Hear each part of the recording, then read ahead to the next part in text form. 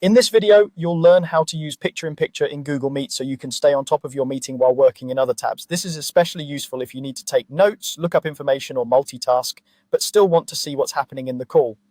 Let's start from the point where you're already in a Google Meet meeting. You should be connected to the call, and you can see the main meeting window in your browser with the video tiles, controls, and everything else in front of you. From here, using picture-in-picture is actually very simple. While you're in the meeting, open a new tab in the same browser window. You can do this by clicking the plus icon next to your current tab, or by using your browser's keyboard shortcut to open a new tab. As soon as you do this, your Google Meet video should automatically shrink down into a smaller floating window on your screen.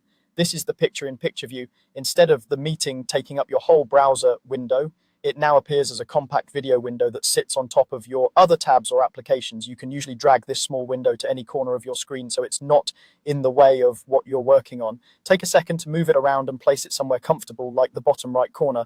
Now, with picture-in-picture active, you're free to use the new browser tab you just opened or any other tab in that same window. You can check your email, browse a document, or search the web, all while still seeing the meeting participants and what's being presented. This helps you keep an eye on the conversation without constantly switching back and forth to the full Meet tab. It's important to remember that even though the video is smaller, you're still fully in the meeting. Your microphone and camera behave exactly the same as before based on the settings in the main Meet tab. So if your mic was on, people can still hear you. If your camera was on, they can still see you. The picture-in-picture view is just a different way of displaying the video, not a separate mode of the meeting itself. If at any point you want to go back to the full-size view, just click on the original Google Meet tab in your browser. That will bring the meeting back into focus in the main window, and the picture-in-picture view will no longer be the primary way you're seeing things.